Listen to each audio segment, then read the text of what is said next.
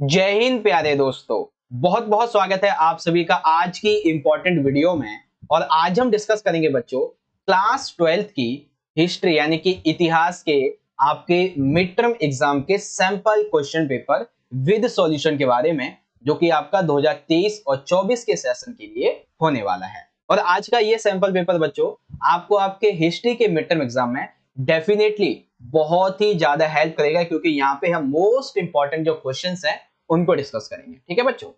अच्छा, एक चीज, अभी तक एजुकेशन डिपार्टमेंट की तरफ से आपके जो ऑफिशियल सैंपल पेपर है वो नहीं आए हैं। तो एजुकेशन डिपार्टमेंट ने आपका लेटेस्ट जो पेपर का पैटर्न दिया था उसी के हिसाब से हमने आपके लिए स्पेशली डिजाइन किए सैंपल क्वेश्चन पेपर, जो कि आपको डेफिनेटली आपको आपके हिस्ट्री के मिड टर्म एग्जाम में बहुत ज्यादा हेल्प करेंगे। और ऐसे ही हमने आर्ट्स यानी कि ह्यूमैनिटीज के 10 से भी ज्यादा जो सब्जेक्ट है, हर सब्जेक्ट के हमने सैंपल क्वेश्चन पेपर बना रखे हैं। बहुत ही जल्द लेटेस्ट पेपर पैटर्न के अकॉर्डिंग हम आपके लिए हर एक सैंपल पेपर की वीडियो यहाँ पे लेके आएंगे। ठीक है बच्चों, तो आ जाइए आज के इस पेपर की हम शुरुआत करते हैं। देखिए बच्चों, पेपर जो रहेगा हमारा वो आएगा 3 घंटे का, और पेपर की वेटेज रहेगी हमारी 80 यानी कि 80 मार्क्स की। ठीक है। देखिए, पेपर का अगर आपको पैटर्न समझना है तो आपको अपने सामान्य निर्देश बड़े ही ध्यान से पढ़ने चाहिए, क्योंकि इन्हीं से आपको पता चलता है। जैसे पहला क्या है कि सभी प्रश्नों के उत्तर आपको देने हैं। कुछ क्वेश्चंस में आपको चॉइस यानी कि आंतरिक विकल्प मिलेंगे, और पेपर में टोटल हमारे 6 खंड होने वाले हैं, जिसमें सबसे पहला खंड रहेगा बच्चों हमारा खंड नंबर का। क्वेश्चन नंबर 1 से लेके 20 तक होंगे वास्तुनिष्ठ क्वेश्चन, यानी कि टोटल हमारे जो है वो 20 यहाँ पे एमसीक्यू आएंगे, 1 इंटू 20। ठीक है। फिर यहाँ पे आ जाता है हमारा खंड नंबर खा। खंड खा में हमारे एक ही क्वेश्चन रहेगा, क्वेश्चन नंबर 21 स्रोत आधारित। ये आपका एमसीक्यू भी हो सकता है या फिर नॉर्मली 1 वर्ड वाला, 1 सेंटेंस वाला। 3 नंबर के क्वेश्चन होंगे इसमें। ठीक है, एक एक नंबर के 3 होंगे बेसिकली। ओके। अब यहाँ पे नेक्स्ट आता है हमारा खंड नंबर गा। इस वाले सेक्शन में हमारे 22 से लेके 25 तक यानी कि 3 नंबर के टोटल 4 क्वेश्चन यहाँ पे होने वाले हैं, जिसमें आपको एक या फिर 2 क्वेश्चन में चॉइस भी मिलेगी। ठीक है बच्चों। फिर आता है खंड नंबर घा। इसमें बहुत बड़ा हमारा सेक्शन है। क्वेश्चन नंबर 26, 27, 28, 8 नंबर के हमारे 3 क्वेश्चन होंगे, और मजे की बात, तीनों ही क्वेश्चन में आपको चॉइस भी मिलनी है। ठीक है बच्चों। फिर यहाँ पे आगे देखते हैं, तो अगला आ जाता है हमारा खंड नंबर ना, यानी कि जिसे हम ना बोलते हैं। तो ये इसमें 29, 30, 31 ये 5 नंबर के 3 क्वेश्चन होंगे बच्चों स्रोत आधारित। ठीक है। फिर यहाँ पे आ जाएगा खंड नंबर 4, जिसमें क्वेश्चन नंबर 32 रहेगा, और ये क्वेश्चन रहेगा हमारा बच्चों मैप वाला, यानी कि मैप बेस्ड ये क्वेश्चन हमारा यहाँ पे होगा। ठीक है बच्चों, आ गया समझ में आपको आपका पेपर का पैटर्न। ओके। तो देखिए बच्चों, इस पेपर को बेसिकली हम अपने 3 पार्ट में डिवाइड करके समझेंगे, 3 वीडियो में समझेंगे। ठीक है। आज की हमारी जो वीडियो होगी इसमें आपको खंड नंबर का और खा टोटल आपको आज की इस वीडियो में समझा देंगे। ठीक है। फिर आपका खंड नंबर गा रहेगा, इसे मैं आपको पार्ट नंबर 2 में बता दूंगा, और बाकी के हमारे जो और बच जाते हैं घा ना चा, इन तीनों को ही हम पार्ट नंबर 3 में आपको समझा देंगे। ठीक है बच्चों। पार्ट 2 का लिंक, पार्ट 3 का लिंक आपको वीडियो के डिस्क्रिप्शन में मिल जाएगा, या फिर आपको यहाँ पे आई बटन में एक लिंक मिल जाएगा, वहां से भी आप देख सकते हैं। ठीक है बच्चों। और सबसे इंपॉर्टेंट बात एक और है, क्या है सर, कि हिंदी इंग्लिश में आपको सॉल्यूशन बता दूंगा, ये तो मैं आपको बता ही चुका हूँ। ठीक है। अब इंग्लिश मीडियम के जो बच्चे हैं वो अपने पेपर के पैटर्न को यहाँ से देख सकते हैं, section A, section B, section number C, क्या कैसे कैसे आप पढ़ सकते हैं। फिर सेक्शन डी, ई और एफ आ जाता है। ठीक है।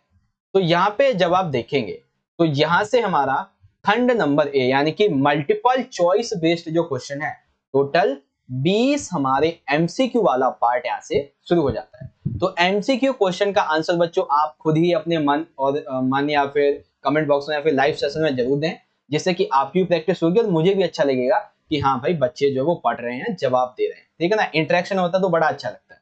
ठीक है बच्चों, चलिए शुरू करेंगे। देखो बच्चों, यहाँ पे जो हमारा पहला क्वेश्चन है वो दिया गया है कि सिंधु घाटी में एक नवीन सभ्यता है, इसकी घोषणा कब और किसके द्वारा की गई थी। अर्थात सिंपल सा आपको ये बताना है कि सिंधु घाटी की मतलब सिंधु सभ्यता जो है, हड़प्पा सभ्यता जो है, इसकी घोषणा कब और किसके द्वारा की गई थी। ठीक है, तो देखो सिंपल सा अगर मैं आपको इसका कॉन्सेप्ट समझाऊं तो सबसे पहले दयाराम साहनी जी ने 1921 में क्या किया था बच्चों, जो हड़प्पा नामक स्थल था इसकी खुदाई करवाई थी। ठीक है, फिर उसी के अगले साल बाद रखाल दास बनर्जी ने 1922 में जो एक और शहरी केंद्र था जिसको बोलते हैं मोहनजोदड़ो, ठीक है, इसकी खोज की थी और यहाँ पे एक ही जैसी मोहरें मिली थी। तब जाकर 2 साल के बाद जॉन मार्शल ने 1924 में सिंधु घाटी में एक नवीन सभ्यता है इसकी घोषणा कर दी थी। तो मतलब हमारा ऑप्शन नंबर जो सी है ये यहाँ पे राइट हो जाएगा। ठीक है बच्चों, चलिए अच्छा एक चीज, अगर आपसे कनिंघम वाला क्वेश्चन पूछा जाएगा तो पता है क्या पूछा जाएगा, आपसे पूछा जाएगा भारतीय इतिहास के जो पुरातात्विक, ठीक है ना, पुरातात्विक जनक हैं वो किसे कहा जाता है, तो याद रखिएगा वो जेम्स कनिंघम है। When and why when and whom a new civilization was announced in the Indus Valley, that is John Marshall 1924। चलिए आगे बात करते हैं बच्चों। अब यहाँ पे आ जाता है हमारा क्वेश्चन नंबर 2। इसमें पूछा गया है हमसे कि सगुण भक्ति के अनुसार किसकी आराधना की जाती थी। ध्यान से समझिएगा क्या बात की जा रही है, सगुण यानी कि गुण के साथ, सगुण यानी कि गुण के साथ। अब कैसा गुण भाई, आराधना में क्या गुण होता है, यानी कि यहाँ पे हम बात कर रहे हैं शिव और विष्णु के एवं उनके अवतार की आराधना करना, वो भी किस रूप में, मूर्त रूप में। ठीक है, गुण यानी कि उसके साथ में, सगुण का मतलब क्या हो गया, गुण के साथ, जैसे मूर्ति आराधना करना, ठीक है, मंत्र बोलना, जाप करना, पूजा वगैरह करना, यज्ञ हवन वगैरह करना, तो ये सभी सगुण भक्ति में आ जाते हैं। अब सगुण भक्ति में भाई आराधना किसकी की जाती थी, छठी शताब्दी के दौरान, छठी शताब्दी के आसपास, तो शिव की और विष्णु जी की आराधना की जाती है और उनके अवतारों की। ठीक है बच्चों, तो option number A is the right answer. English में देखेंगे, whom is worshipped according to सगुण भक्ति, तो Shiva and Vishnu and is अवतार। ओके, क्वेश्चन नंबर 3 में पूछा गया है बच्चों कि भारतीय पुरातात्विक सर्वेक्षण के सफल मरम्मत और संरक्षण का इनमें से कौन सा जीता जागता एक उदाहरण है। अर्थात अगर हम बात करें कि हमारा जो Indian archaeological survey of India जो है, ठीक है, इसके लिए अगर हम बात करें एक सक्सेसफुल रिस्टोरेशन या फिर कंजर्वेशन की, तो एक कौन सा एक रियलिटी, एक लिविंग एग्जांपल है, क्या वो अमरावती स्तूप है, क्या वो मोहनजोदड़ो है, क्या वो सांची का स्तूप है या फिर मगध है। तो हम सभी को पता है कि अमरावती स्तूप जो था वो नष्ट हो चुका था, मोहनजोदड़ो बेसिकली ये हड़प्पा से संबंधित है तो ये नहीं हो सकता है, नष्ट हो गया तो ये भी नहीं होगा। मगध ये भाई लगभग छठी शताब्दी से पूर्व की बात हो रही है तो ये भी नहीं होगा। अर्थात सांची का स्तूप भारतीय पुरातत्व सर्वेक्षण का सफल मरम्मत और संरक्षण का जीता जागता उदाहरण है, तो option number C is correct answer. ठीक है बच्चों, और इंग्लिश में मैंने आपको बता ही दिया है, तो ऑप्शन नंबर सी हमारा राइट है। कंप्लीट है बच्चों, आ रहा है समझ में अच्छे तरीके से। अगला है क्वेश्चन नंबर 4 में पूछा गया है आरंभ में मगध की राजधानी क्या थी। अरे रे रे, इतना सिंपल सा क्वेश्चन आप सभी को आता होगा। मगध की राजधानी शुरुआत में क्या थी, राजगा, पाटलिपुत्र, आरा या फिर पटना। तो आरा गलत है, पाटलिपुत्र का नाम ही बाद में चल के पटना पड़ता है तो ये भी नहीं होगा। तो अब क्या होगा, तो राइट आंसर है ऑप्शन नंबर ए। आरंभ में मगध की राजधानी क्या होती है, राजगाह होती है। ठीक है बच्चों, what was the capital of Magadh in the beginning, that is palace है, हाँ राजगाह बोल सकते हैं। यहाँ पे वैसे हिंदी में राजगाह लिखा हुआ होना चाहिए, इंग्लिश में सॉरी। ओके, तो अब हम बात करते हैं बच्चों अपने अगले क्वेश्चन की, जो कि हमारा क्वेश्चन नंबर 5। और इस क्वेश्चन में हमसे मिलान पूछा गया है। ठीक है, यानी कि हमें मिलान करना है। क्या मिलान करना है, एक तरफ विद्वान का नाम है, दूसरी तरफ उनका किस कंट्री से किसका क्या संबंध है ये हमें बताना है। तो मिलान का ना एक बेसिक सा कॉन्सेप्ट है, आपको जो आता है आप उसको देख लो पहले। जैसे बहुत से बच्चों को इसमें जो सबसे आसान लगेगा वो लगेगा अब्दुल रज्जाक। तो अब्दुल रज्जाक यानी कि यहाँ पे देखेंगे तो ये बेसिकली फारस के एक राजदूत थे। ठीक है ना, ये फारस के राजदूत थे। तो देखो भाई दूसरे का सी किस में है, तो पहला और दूसरा इसमें सी है, तो मतलब आपको अब एक और ढूंढना पड़ेगा, एक और ढूंढ लेते हैं। तो बच्चों को ऑप्शन फोर्थ के बारे में पता होगा, दुआता दुआते बरबोसा, ये कौन थे भाई, तो ये 16वीं शताब्दी में इन्होंने विजयनगर की यात्रा की थी, विजयनगर साम्राज्य की। तो अब आप इसको देख लीजिए, जिसमें चौथे का ए हो, ये रहा देखो, मतलब ए हमारा ऑप्शन यहाँ पे राइट हो जाएगा। अब बाकी का मिलान आप देख ही लेंगे कि नकोलो कांति ये किताबी व्यापारी थे, और जो अफानासी निकितीन है ये एक रूस के व्यापारी थे। लीजिए हो गया आपका मिलान। देखो मिलान का ना एक सिंपल सा फंडा है कि आपको जो आता है आप पहले उसको मैचिंग कर लो, बस उसी के आसपास में आपको मिल जाएगा देखने के लिए, सिंपल। ठीक है बच्चों, समझ में आया सभी को। तो ऑप्शन पहले का बी हो जाएगा, दूसरे का सी हो जाएगा, तीसरे का डी हो जाएगा और चौथे का ए हो जाएगा, और इस तरह से हमारा ऑप्शन नंबर ए राइट हो जाएगा। ठीक है प्यारे बच्चों, चलिए वीडियो अच्छी लगी तो लाइक करें, शेयर करें अपने दोस्तों के साथ। चलिए अगला क्वेश्चन है क्वेश्चन नंबर 6। इस क्वेश्चन में बच्चों हमसे पूछा गया है कि साहित्यिक परंपरा के अनुसार महाभारत के रचयिता कौन है। ठीक है, क्वेश्चन है वेद व्यास, पाठसारथी, सूत या फिर राजपूत। देखिए वैसे अगर हम किसी ग्रंथ की बात करें तो महाभारत भगवान श्री गणेश ने लिखी, भगवान श्री गणेश जी के द्वारा लिखी गई, लेकिन जब हम बात करते हैं साहित्यिक परंपरा के अनुसार किसने लिखी है, तो उसमें भगवान का नाम ना लेते हुए हम नाम लेते हैं ऋषि वेद व्यास का। किसका नाम लेते हैं, ऋषि वेद व्यास का। ठीक है बच्चों, तो ऑप्शन नंबर ए हमारा राइट हो जाएगा। According to literary tradition, who is the author of Mahabharata, the author of Mahabharata is Ved Vyas. ठीक है बच्चों, आ गया समझ में। चलिए अब आता है हमारा क्वेश्चन नंबर 7। सिद्धार्थ किसके बचपन का नाम है, बहुत ही सिंपल सा क्वेश्चन। सिद्धार्थ किसके बचपन का नाम है बच्चों, महात्मा बुद्ध जी के बचपन का नाम है। ठीक है, whose childhood name was Siddharth, it's Mahatma Buddha. Okay, चलिए आगे देखिए बच्चों, अगला क्वेश्चन है कि अल बिरूनी का ग्रंथ इनमें से कौन सा है। देखिए इसकी बात की जा रही है, अल बिरूनी की बात की जा रही है।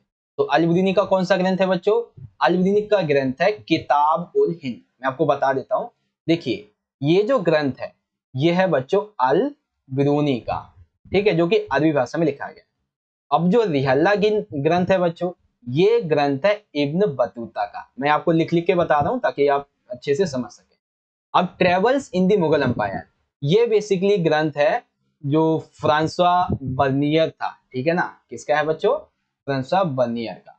ओके, अब जो आईने अकबरी है ये किसका है। चलिए अब मैं आपसे क्वेश्चन पूछ लेता हूं, आईने अकबरी जो है ये किसके द्वारा लिखी गई थी। ठीक है, आईने अकबरी किसके द्वारा लिखी गई थी और ये किस बड़े ग्रंथ का एक छोटा सा पार्ट है, ये आपको बताना है। आपको इस क्वेश्चन का आंसर मुझे कमेंट बॉक्स में बताना है, लिखना है क्वेश्चन नंबर 8 और लिखना है कि आईने अकबरी इसके द्वारा लिखी गई थी और ये इस ग्रंथ का सबसे छोटा पार्ट है या फिर बड़ा पार्ट, जो भी है, मतलब पार्ट एक तरीके। ठीक है ना, तो अल बिरूनी का ग्रंथ किताब उल हिंद, रिहल्ला इब्न बतूता का travels in the Mughal empire, ये है फ्रांसवा बर्नियर का। ठीक है, तो एक ही साथ आपको सारी की सारी चीजें समझ में आ रही होंगी। अल बिरूनी's बुक इज कॉल्ड किताब उल हिंद। ओके बच्चों, चलिए आगे देखते हैं। अगला है हमारा क्वेश्चन नंबर 9। इसमें हमसे पूछा गया है कि कौन सा साम्राज्य उत्तर में कृष्णा और तुंगभद्रा नामक जो दोआब क्षेत्र है यहां तक फैला हुआ था। ध्यान से समझिएगा, हम बात कर रहे हैं एक ऐसे साम्राज्य की जो कि उत्तर में फैला हुआ था, उत्तर में कृष्णा और तुंगभद्रा दोआब क्षेत्र तक फैला हुआ था। तो देखो हमारे इन दोनों ही किताबों में कहीं पर भी रोमन साम्राज्य और कहीं पर भी तुर्की साम्राज्य नहीं है। ठीक है ना, तो मौर्य साम्राज्य हो सकता है या तो विजयनगर साम्राज्य हो सकता है। अब मौर्य साम्राज्य की अगर हम बात करें तो ये बेसिकली कहाँ पे फैला हुआ था, ये भारत का जो पूर्वी और जो क्या नाम है पश्चिमी इलाका है उस एरिया में फैला हुआ था मेनली। ठीक है, तो सिंपल सा क्या बचता है, ऑप्शन नंबर सी विजयनगर साम्राज्य। तो कौन सा क्षेत्र फैला था कृष्ण दोआब क्षेत्र में, विजयनगर साम्राज्य। ठीक है बच्चों, इसी को इंग्लिश में देखेंगे, which empire extended up to the Krishna Tungabhadra doab region in the north, it is Vijayanagara empire. Okay बच्चों, नेक्स्ट क्वेश्चन देखते हैं। चलिए क्वेश्चन नंबर हमारे सामने आ चुका है 10वां।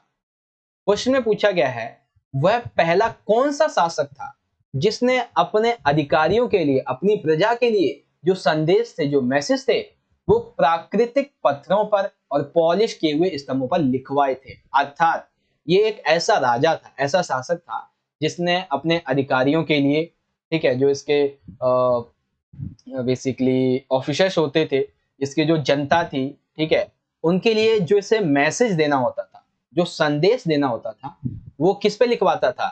पत्थरों पर या फिर बड़े बड़े जो पॉलिश किए हुए स्तंभ होते थे, इस पर लिखवाता था। तो क्या वो चंद्रगुप्त मौर्य थे? नहीं। हालांकि स्थापना चंद्रगुप्त मौर्य के ही द्वारा मौर्य साम्राज्य की गई थी। क्या वो बिंदुसार थे? बिल्कुल नहीं। जी हाँ बच्चों, हम बात कर रहे हैं अशोक। ठीक है, ऑप्शन नंबर सी हमारा राइट हो जाएगा। ठीक है बच्चों, अब इसी तरीके से who was the first ruler to get message written on natural stone and polished pillar for his officers and subjects? Okay बच्चों, अब आंसर है ऑप्शन नंबर सी। अच्छा, ओके, तो अब हम बात करते हैं बच्चों अपने अगले क्वेश्चन की, जो कि है हमारा क्वेश्चन नंबर 11।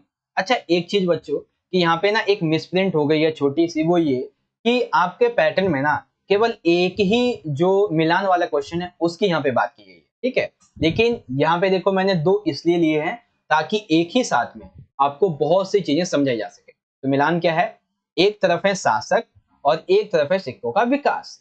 तो मिलान ऐसा है कि हमें ये देखना है कि किस शासक के बारे में क्या बात यहाँ पे सही है और फिर हमें यहाँ पे जो ऑप्शंस हैं वो चुनने हैं। ठीक है, तो आइए देखते हैं। सबसे पहले जो शासक है बच्चों, उनका नाम है गुप्त शासक। इन्होंने क्या किया था भाई? इन्होंने सोने के सबसे भव्य सिक्के जारी करवाए थे। अर्थात अगर हम इतिहास की बात करें, जिसने सबसे पहले उत्तम सोना, खरा सोना, सबसे प्रसिद्ध, सबसे अच्छी धातु जो सोना होती है, उसके सिक्के जारी किसने किए थे? गुप्त शासकों ने। दूसरे आते कुषाण शासक। इन्होंने क्या किया था भाई? इन्होंने सबसे पहले सोने के सिक्के जारी करवाए थे, ठीक है ना। सबसे पहले किसने जारी करवाए थे? कुषाण शासकों ने। लेकिन जब भव्य यानी कि उत्तम सोने की बात आएगी, किसने जारी करवाए थे? तब गुप्त शासक की बात आएगी। तीसरा है हिंद यूनानी शासकों ने क्या किया था? तो हिंद यूनानी शासकों ने ऐसे सिक्के जारी करवाए जिनमें एक तरफ जो है इस तरह से, ठीक है ना, इस तरह से एक तरफ शासक की प्रतिमा होती थी और एक तरफ उनका नाम या फिर उनकी जो उपाधि होती थी वो दी जाती थी। तो यानी कि ये भी हमारा सही है। अब चौथा है उत्तर भारत से रोमन सिक्के प्राप्त हुए हैं। ये हमारा गलत है, क्योंकि उत्तर नहीं बल्कि रोमन सिक्के हमें दक्षिण भारत से प्राप्त हुए हैं। ठीक है बच्चों, अर्थात जिसमें हमारा पहला, दूसरा और तीसरा सही हो। तो देख सकते हैं ये रहा हमारा पहला, दूसरा, तीसरा, ये सही है। तो ऑप्शन नंबर जो पहला है यानी कि ए वाला जो है ये हमारा राइट हो जाएगा। ठीक है बच्चों, इसी तरीके से आप इंग्लिश में देख सकते हैं कि गुप्त रूलर्स जो थे, इन्होंने ग्रैंडेस्ट गोल्ड कॉइन्स सबसे पहले इश्यू करवाए थे। और सबसे फर्स्ट किसने गोल्ड कॉइन्स इश्यू करवाए थे? तो कुषाणों करवाए थे। इंडो ग्रीक रूलर्स ने ऐसे सिक्के इश्यू करवाए थे जिसमें एक तरफ शासक की इमेज होती थी या नाम होता था। और नॉर्थ इंडिया से में रोमन कॉइन्स नहीं मिले क्योंकि ये साउथ इंडिया से मिले थे। तो option A is the right. ठीक है, चलिए अब देखते हैं क्वेश्चन नंबर 12। 12 क्वेश्चन बहुत ही ज्यादा हम कह सकते हैं कि थोड़ा बहुत कह लो या थोड़ा कह लो, मतलब डिफिकल्ट है एक तरह से। क्या क्वेश्चन है कि निम्नलिखित में से किस पर हड़प्पाई लिपि मिली है? अर्थात हड़प्पा सभ्यता से प्राप्त ऐसे कौन से साक्ष्य हैं जिस पर हमें जो हड़प्पा के कुछ अक्षर हैं, कुछ लिपि के अक्षर वगैरह मिले हैं। तो सबसे पहला दिया है बच्चों मोहरों पर, आभूषणों पर और तांबे के औजारों पर। बिल्कुल ठीक है भाई। उसके बाद हड़प्पाई लिपि जो है वो हमें तांबे पर भी मिली है, मिट्टी की लघु पट्टिकाओं पर भी मिली है, तो ये भी ठीक है।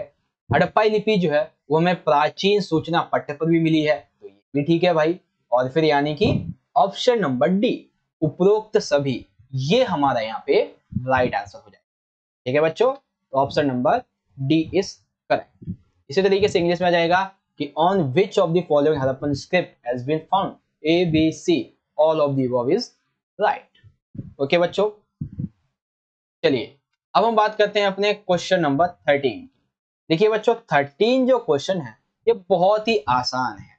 ये आप रियलिटी में भी देखते होंगे कि पिता से पुत्र, फिर पौत्र, फिर प्रपौत्र को संपत्ति किस व्यवस्था के तहत दी जाती है। अर्थात एक रियलिटी के एग्जांपल से समझो, आपके पिता के पास में जो जमीन है, जो उनके पास में संपत्ति है, वो आपको मिलेगी, फिर आप अपने बेटे को दोगे, फिर आपका बेटा अपने बेटे को देगा।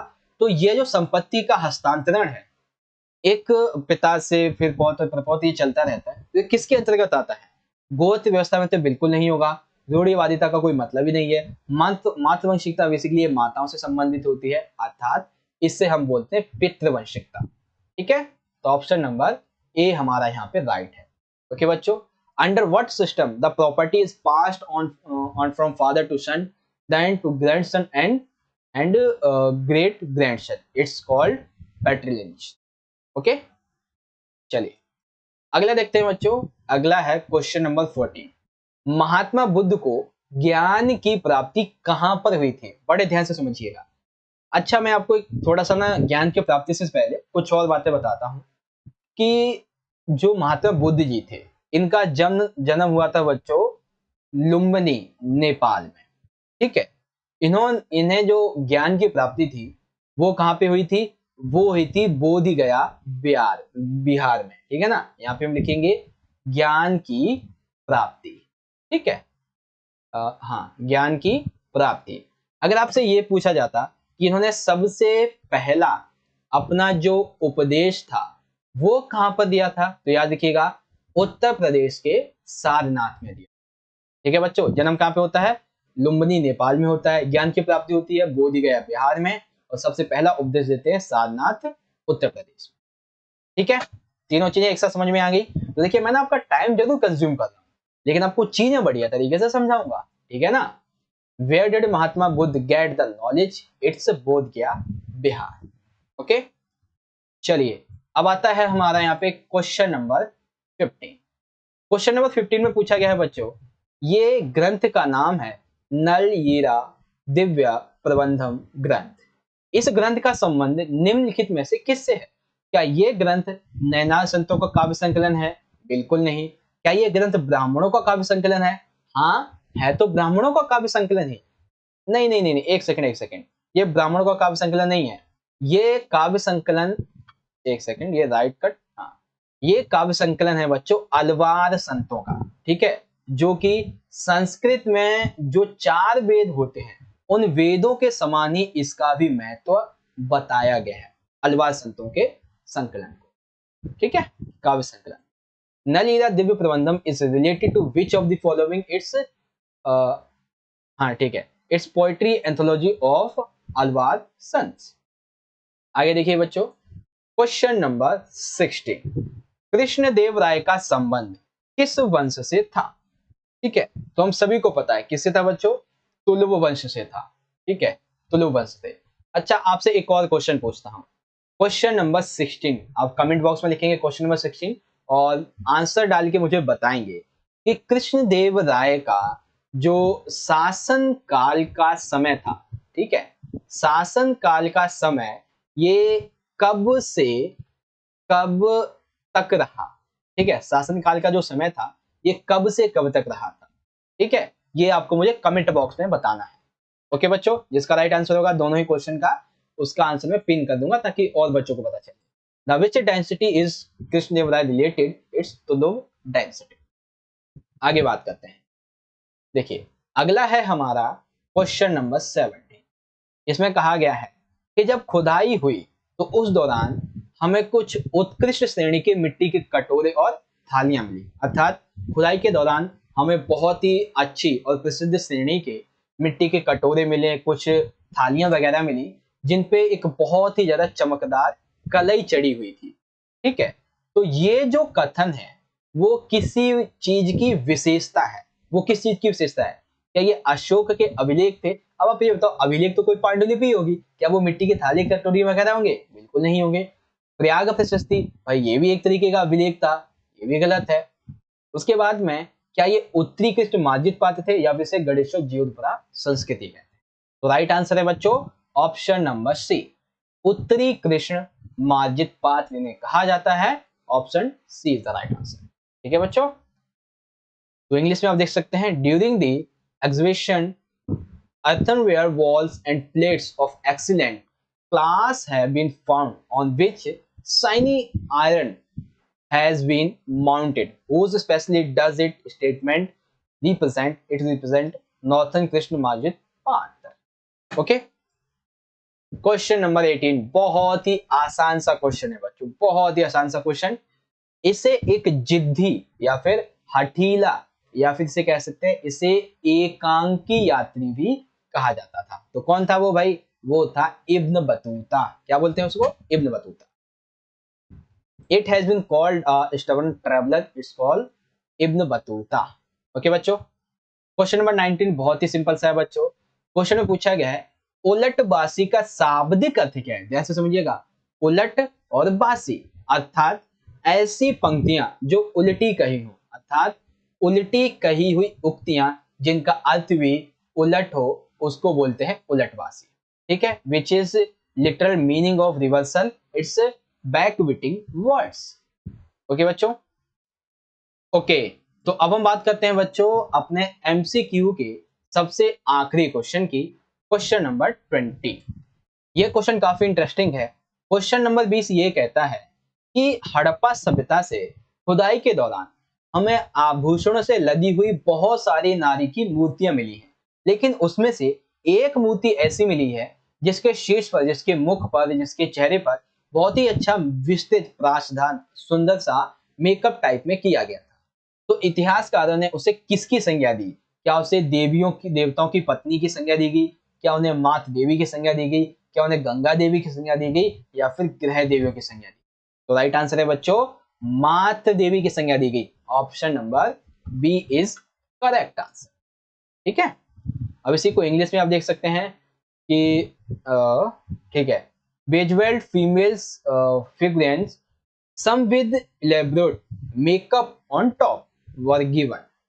Whose name did he give? It's called mother goodies. ठीक है, यानी कि इन्हें मात देवियों की संज्ञा दी गई थी। ओके, तो ये था हमारा अभी तक का यहाँ पे पेपर का खंड नंबर का, जिसमें हमने अपने 20 एमसीक्यू कंप्लीट कर लिए। अब जो हमारा स्रोत आधारित क्वेश्चन है, इसमें हमसे एमसीक्यू भी पूछा जा सकता है या फिर जो वन वर्ड वाले क्वेश्चन होते हैं वो भी हमसे पूछे जा सकते हैं। आ जाइए बढ़ते हैं सेक्शन नंबर बी की तरफ।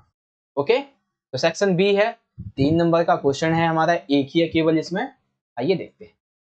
तो यहाँ पे आप देखेंगे ये एक स्रोत दिया गया है वर्ण व्यवस्था के बारे में। ठीक है, अल-बिरूनी वर्ण व्यवस्था का वितरण इस प्रकार से उल्लेख करता है। सबसे ऊंची जाति ब्राह्मणों की है, जिनके विषय में हिंदुओं के ग्रंथ हमें बताते हैं कि वे ब्राह्मण के सिरे से उत्पन्न थे, और क्योंकि ब्रह्मा प्रकृति नामक शक्ति का ही दूसरा नाम है और सिर शरीर का सबसे ऊपरी भाग है, इसलिए ब्राह्मण पूरी प्रजाति की सबसे चुनिंदा भाग है। इसी कारण से हिंदू उन्हें मानव जाति में सबसे उत्तम मानते हैं। अगली जाति क्षत्रियों की है, जिनका सृजन ऐसा कहा जाता है ब्राह्मण के कंधों और हाथों से हुआ है। उनका दर्जा ब्राह्मणों से अधिक नीचे नहीं है। उनके पश्चात वैश्य आते हैं, जिनका उद्भव ब्राह्मणों की जंघाओं से हुआ है।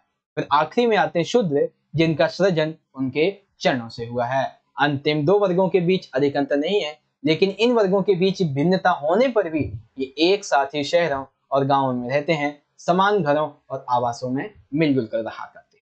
तो आइए क्वेश्चन देखते हैं। क्वेश्चन पहला है कि मानव जाति में सबसे उत्तम किसे माना जाता है?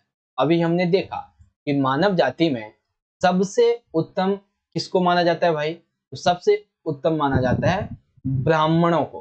किसको माना जाता है? ब्राह्मणों को। ठीक है, क्षत्रियों का जो सृजन था वो कैसे हुआ था? सिंपल सी बात है, क्षत्रियों का सृजन है वो ब्राह्मण के कंधों और हाथों से हुआ है, ऐसा माना जाता है। और तीसरा है वैश्यों का क्या कर्तव्य था? तो भाई वैश्यों का एक ही कर्तव्य था, वो था वेदों को पढ़ना। एक नहीं, बहुत सारे थे। वेद को पढ़ना, यज्ञ करवाना, दान दक्षिणा देना, कृषि करना, गौपालन, व्यापार वगैरह करना, ये चीजें। ठीक है, और जो सबसे आखिरी वाला वर्ग था ना शूद्र, इसका एक ही काम था, ऊपर के जो 3 वर्ण हैं बस इनकी सेवा करना। ठीक है बच्चों, अब इसी को आप इंग्लिश में देख सकते हैं, द सिस्टम ऑफ वर्ड्स। तो सिस्टम क्या है वर्ण का, यहाँ से देख लेंगे। और रही बात इसके क्वेश्चन आंसर की, तो यहाँ से देख सकते हैं कि who were considered as the very best mankind, it's called Brahmins. How were Kshatriya created, it's created the shoulders and hands of Brahmins. What was the duty of Vaishya, तो ड्यूटीज क्या है वैश्य की, वो यहाँ से आप इजीली रीड आउट कर सकते हैं। ठीक है बच्चों, तो यहाँ पे हमारा ये पार्ट भी हो जाता है खत्म। अब देखिए बच्चों, अब यहाँ पे हमारा सेक्शन सी आएगा, जिसमें हमारे 3-3 नंबर के 4 क्वेश्चन होंगे। 2 क्वेश्चन में आपको चॉइस मिलेगी, इसको मैं समझाऊंगा पार्ट नंबर 2 में। बाकी फिर आपका सेक्शन डी, ई और जो एफ है ये बचेगा, इसे पार्ट 3 में समझा दूंगा। दोनों ही वीडियो का लिंक आपको यहाँ पे आई बटन में या फिर वीडियो के डिस्क्रिप्शन बॉक्स में मिल जाएगा, वहां से जाके आप जरूर देखिएगा। ठीक है बच्चों, तो आई होप कि आप सभी को आज की ये वीडियो अच्छी लगी होगी। वीडियो अच्छी लगी है बच्चों तो ज्यादा से ज्यादा इस वीडियो को लाइक कर दीजिए, क्योंकि बच्चों आपका एक लाइक हमारे लिए बहुत ज्यादा मोटिवेशन का काम करता है। इससे हमारा मोटिवेशन का लेवल बहुत ज्यादा हाई पहुंच जाता है। तो एक वीडियो को लाइक जरूर करके जाना, ठीक है ना। कमेंट करना कि वीडियो आपको कैसी लगी, और अगर आपने हमारे चैनल को अभी तक भी सब्सक्राइब नहीं किया तो क्या कर रहे हो, सब्सक्राइब करो यार, ऐसी इंपॉर्टेंट वीडियोस और आएंगी आपके लिए भी। ठीक है, उसके बाद में सब्सक्राइब करने के बाद में बगल में घंटा कुछ भी कर लीजिए, उसका आइकन आएगा तो उस पर ऑल पे सेट कर दीजिएगा, ताकि आने वाली वीडियोस की नोटिफिकेशन सबसे पहले आपसे पहुंच जाए। शेयर करना अपने दोस्तों के साथ में। चलिए मिलते हैं आपसे अगली वीडियो में, और इस वीडियो को देखने के लिए आप सभी प्यारे प्यारे बच्चों का बहुत बहुत धन्यवाद। जय हिंद, वंदे मातरम।